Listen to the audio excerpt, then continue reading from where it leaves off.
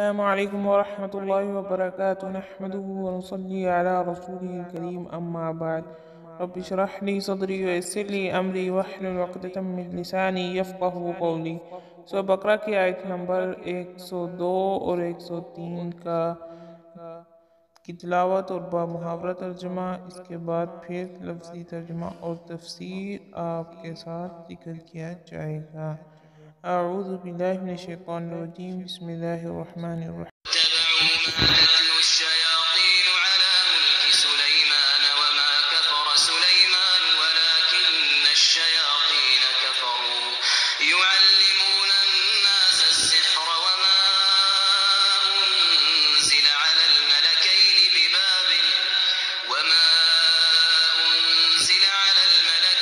ببابل هاروت وماروت وما يعلمان من أحد حتى يقولا إنما نحن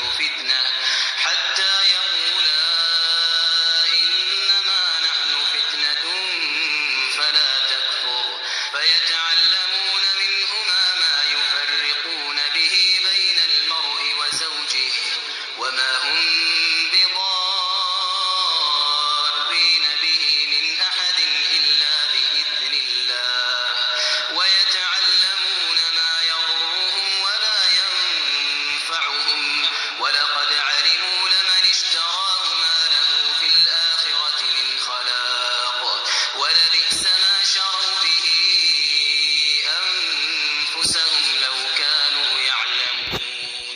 اور اس چیز کے پیچھے لگ گئے جسے شیاطین سیدنا سلیمان علیہ السلام کی حکومت میں پڑھتے تھے۔ سلیمان نے تو کفر نہ کیا تھا، بلکہ یہ کفر شیطانوں کا تھا۔ وہ لوگوں کو جادو سکھایا کرتے تھے، اور بابل میں ہاروت ماروت دو فرشتوں پر جو اتارا گیا تھا، وہ دونوں بھی کسی شخص کو اس وقت تک نہیں سکھاتے تھے جب تک یہ نہ کہہ دیں کہ ہم تو ایک آزمائش ہے، تو کفر نہ کر۔ پھر لوگ ان سے وہ سیکھتے جسے خامد و بیوی میں جدائی ڈال دیں، اور دراصل وہ بغیر اللہ کی مرضی کے کسی کو نقصان نہیں پہنچا سکتے۔ یہ لوگ وہ سیکھتے ہیں جو انہیں نقصان پہنچائے اور نفع نہ پہنچا سکے، اور وہ بالیقین جانتے ہیں کہ اس کے لینے والے کا آخرت میں کوئی حصہ نہیں، اور وہ بدترین چیز ہے جس کے بدلے وہ اپنے آپ کو فروخت کر رہے ہیں۔ کاش کہ یہ جانتے ہوتے۔ ولو أنهم آمنوا واتقوا لمثوبة من عند الله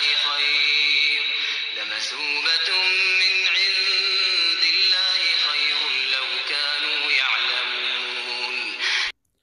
اگر یہ لوگ صاحب ایمان متقی بن جاتے تو اللہ تعالیٰ کی طرف سے بہترین ثواب انہیں ملتا اگر یہ جانتے ہوتے۔ لفظی ترجمہ اور تشریح۔ یہودیوں نے اللہ کی کتاب اور اس کے عہد کی تو کوئی پرواہ نہیں کی، البتہ شیطان کے پیچھے لگ کر نہ صرف جادو ٹونے پر عمل کرتے رہے، بلکہ یہ دعویٰ کیا سیدنا سلیمان علیہ السلام بھی نعوذ باللہ اللہ کے پیغمبر نہیں تھے، بلکہ ایک جادوگر تھے اور جادو کے زور سے ہی حکومت کیا کرتے تھے۔ کہتے ہیں کہ سلیمان علیہ السلام کے زمانے میں جادوگری کا سلسلہ بہت عام ہو گیا تھا، تو سیدنا سلیمان علیہ السلام نے اس کے سد باب کے لیے جادو کی کتابیں لے کر اپنی کرسی یا تخت کے نیچے دفن کر دی۔ سیدنا سلیمان علیہ السلام کی وفات کے بعد ان شیاطین اور جادوگروں نے ان کتابوں کو نکال کر نہ صرف لوگوں کو دکھایا بلکہ ان لوگوں کو یہ باور کرایا کہ سیدنا سلیمان علیہ السلام کی قوت اور اقتدار کا راز یہی جادو کا عمل تھا، اور اسی بنا پر ان ظالموں نے سیدنا سلیمان علیہ السلام کو بھی کافر کرا دیا، جس کی تصدیق اللہ تعالیٰ نے فرمائی۔ واتبعوا، اور انہوں نے اتباع کیا، ما اس کا جو تتلو پڑھتے تھے شیاطین علی ملک سلیمان سلیمان علیہ السلام کی بادشاہی میں، وما کفر سلیمان، اور نہیں کفر کیا سلیمان نے، کیونکہ انہوں نے سیدنا سلیمان علیہ السلام پر بہتان لگایا تھا، جسے اللہ تعالیٰ فرما رہے ہیں وما کفر سلیمان، اور نہیں کفر کیا سلیمان نے، لیکن الشیاطین، شیطانوں نے کفروا، کفر کیا، شیطانوں نے لوگوں کو جادو سکھایا۔ سیدنا سلیمان علیہ السلام نے اس قسم کا کوئی کفر نہیں کیا، کیونکہ جادو کفر ہے۔ یعلمون، شیطان سکھلاتے تھے، وہ سکھلاتے تھے ناس لوگوں کو سحر، جادو،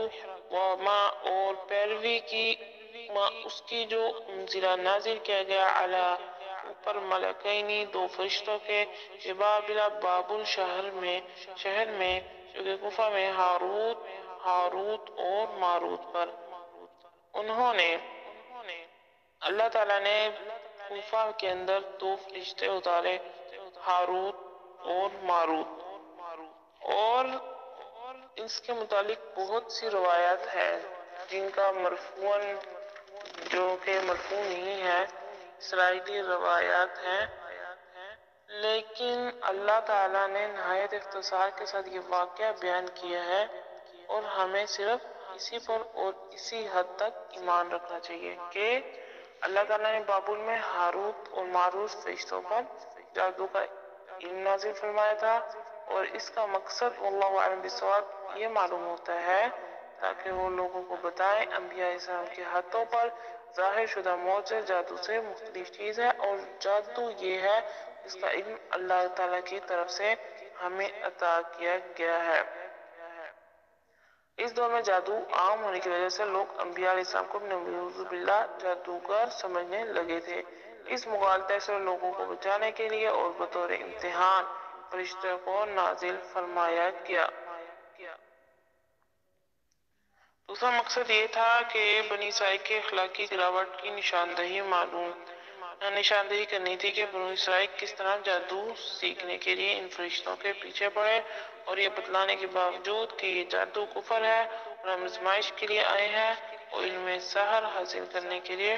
ٹوٹ پڑ رہے تھے جس سے ان کا مقصد ہنستے بستے گھروں کو اجاڑنا اور میاں بیوی کے درمیان نفرت کی دیواریں کھڑی کرنا تھا، یعنی یہ ان کے گراوٹ اور فساد کے سلسلے کی ایک اہم کڑی تھی اور اس طرح کے توہمات اور اخلاقی گراوٹ کسی قوم کی انتہائی بگاڑ کی علامت ہے۔ اللہ تعالی ہمیں اس سے محفوظ فرمائے۔ اللہ تعالیٰ آگے فرماتا ہے وَمَا يُعَلِّمَانِ اور نہیں سکھلاتے تھے وہ دونوں فرشتے من احد کسی کو جادو حتیٰ یہاں تک کہ یقولا وہ پہلے کہتے انما نحن ہم تو صرف فتنۃ آزمائش ہے فلا لہذا نہ تکفر تو کفر کر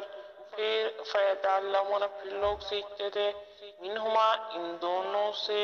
ما وہ جادو یفرقون کہ وہ جدائی ڈالتے تھے بھی اس کے ذریعے سے بین المرء درمیان مرد وزوجی اور اس کی بیوی کے، یعنی فرشتوں کے بتلانے کے باوجود کہ ہم آزمائش ہیں وہ پھر بھی جادو سیکھتے اور اس جادو کا مقصد اور یہ جادو کس قسم کا تھا جدائی ڈالتے تھے اس کے ذریعے سے میاں اور بیوی کے درمیان وما ہم اور نہیں تھے وہ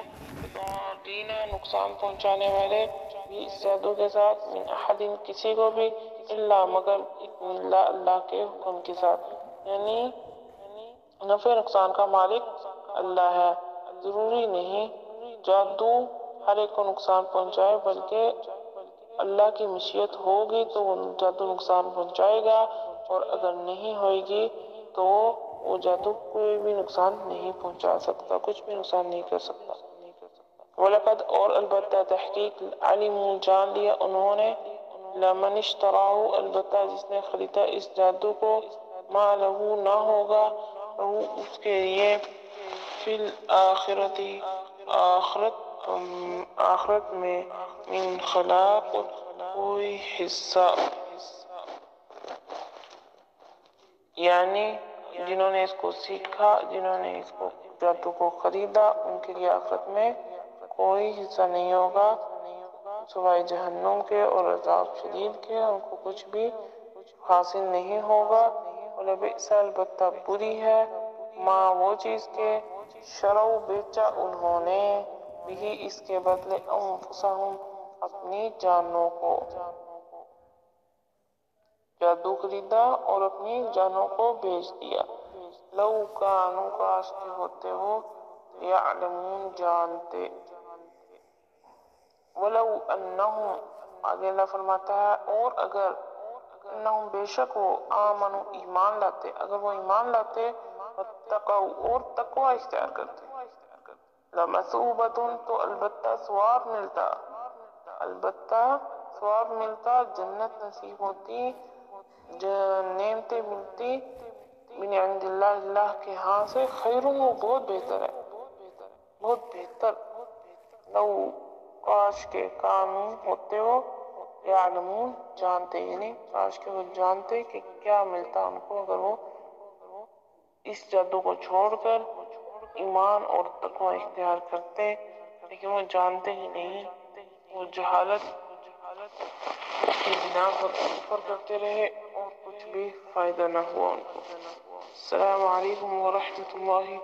وبرکاتہ۔